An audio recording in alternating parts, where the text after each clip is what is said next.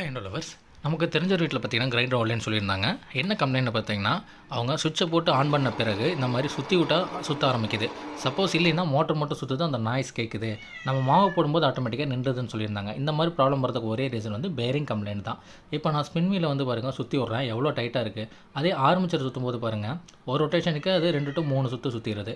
இப்போ இது கம்ப்ளைண்ட் பார்த்திங்கன்னா அந்த ஸ்பின் வீலில் இருக்கிற பேரிங் தான் கம்ப்ளைண்ட்டு.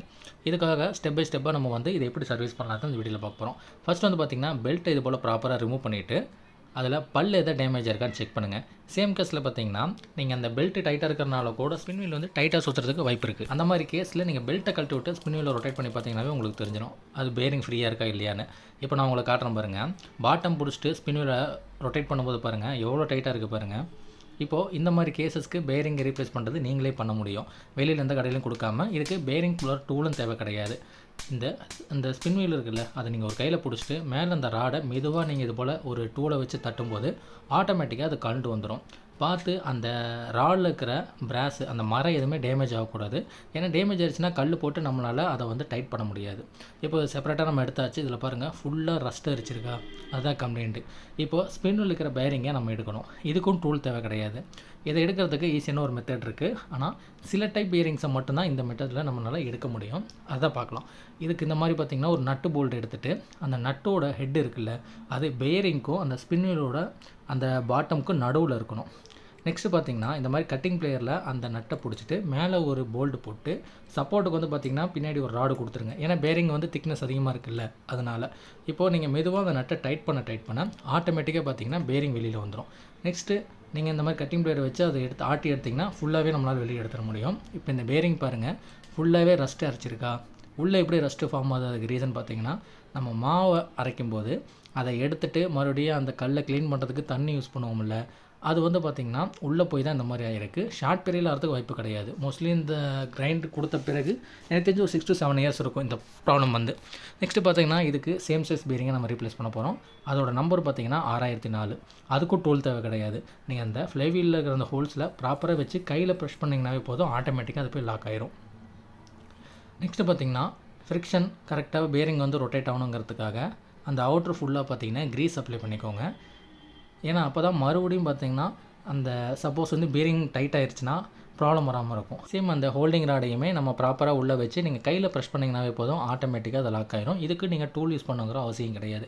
ஏன்னா மோஸ்ட்லி பேரிங்கை எடுக்கிறதுக்கு வந்து பேரிங் புல்லர் டூல் அப்புறம் பேரிங் இன்சுலேஷன் டூல்னு சொல்லிட்டு செப்பரேட்டாக யூஸ் பண்ணுவாங்க. அதில் நிறைய டைப்ஸ் இருக்குது. அதுக்காக தான் இப்போ நம்ம பேரிங் ரீப்ளேஸ் பண்ண பிறகு பார்த்துங்க, நான் ஸ்பின் பண்ணி காட்டுறேன் எவ்வளோ ஃப்ரீயாக சுற்றுது பார்த்தீங்களா. அப்போ மோஸ்ட்லி நமக்கு தெரிஞ்சிச்சு பேரிங் கம்ப்ளைண்ட் தான். ஏன்னா மோட்டரில் இருக்கிற பேரிங் ப்ராப்ளமாக இருந்துச்சுன்னா மோட்டரோட ஆரம்பிச்சு நீங்கள் கையில் சுற்றி விட்டிங்கனாவே உங்களுக்கு தெரியும் சுத்தாது. சேம் அந்த மாதிரி ப்ராப்ளம் வரதுக்கு ரொம்பவே ரேர் கேஸ் தான் மோட்டர் இந்த மாதிரி ப்ராப்ளம் வரதுக்கு. தண்ணி பட்டு காயில் டேமேஜ் ஆகலாம்.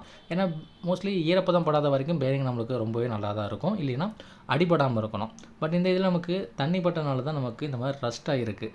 நெக்ஸ்ட்டு பார்த்திங்கன்னா பெல்ட்டை வந்து ப்ராப்பராக வந்து நம்ம மோட்டருக்கும் ஸ்பின் வீலுக்கும் மாட்டி அதை க்ளோஸ் பண்ணிடலாம். இப்போது இதில் நீங்கள் மாட்டின பிறகு ப்ராப்பராக அட்ஜஸ்ட் பண்ண வேண்டியது வந்து மோட்டரோட அந்த பெட் இருக்குல்ல, அதை நீங்கள் கரெக்டாக வைக்கணும். அப்படி இல்லைங்கன்னா நான் ப்ரெஸ் பண்ணி காட்டுறேன் பாருங்கள், லூஸ் விழுந்துடும்.